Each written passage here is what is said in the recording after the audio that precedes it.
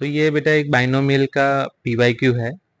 ऐसे टाइप के question last 2-3 years में पूछे गए, जहाँ पे the number of integral terms in this expansion, या फिर ऐसा भी पूछ सकते हैं कि इंटीग्रल टर्म की जगह पे इरेशनल टर्म्स या फिर रेशनल टर्म्स, इसमें से कोई भी क्वेश्चन हो सकता है।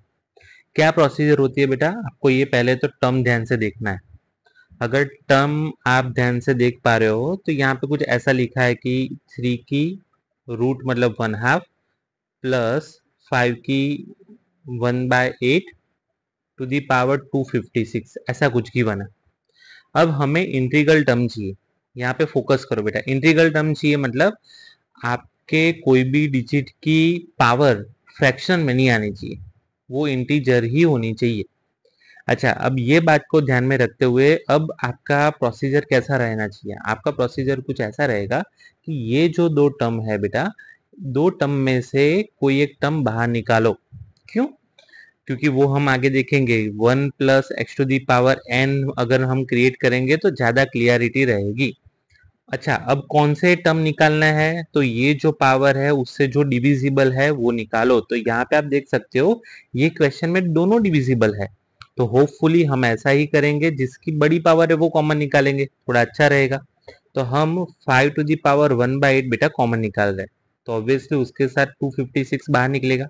एंड 3 की 1/2 डिवाइड बाई 5 की 1/2 प्लस 1, क्योंकि 5 की 1/2 यहाँ पे था तो 1 आ गया, यहाँ पे नहीं था तो वो डिवाइड हो गया, टू दी पावर 256, ऐसा कुछ हो गया। ठीक है, अब यहाँ पे बेटा आप देख पा रहे हो 8 से अगर डिवाइड करोगे तो ये 5 की 32, मतलब ये इंटीजर हो गया। अब आप समझ पा रहे होगे इंटीग्रल टर्म मतलब इसकी जो पावर इंटीजर है। ये बात खत्म हो गई।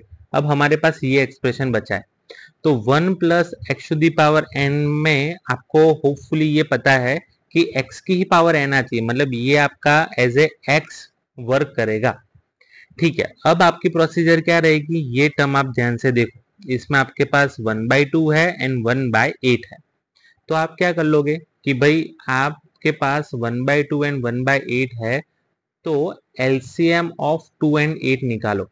क्यों? क्योंकि ऐसी कोई पावर लेंगे जिससे दोनों डिविजिबल है, तो एलसीएम बेटा 8 हो जाएगा, मतलब दोनों से वो नंबर डिविजिबल होना चाहिए। तो एलसीएम 8 आ गया, मतलब हम यहाँ पे ऐसी ही पावर पुट करेंगे जो 8 के मल्टीपल है, क्योंकि वही डिवाइड हो सकता है। तो 256 पावर है तो जीरो से बेटा स्टार्ट करना है, ये मिस नहीं करना है, जीरो इंक्लूड ही रहेगा। जीरो से स्टार्ट करो, 8, 16, 24 से लेके 256, ये सारे 8 के मल्टीपल है, जिससे ये पूरा इंटीग्रल नंबर देगा।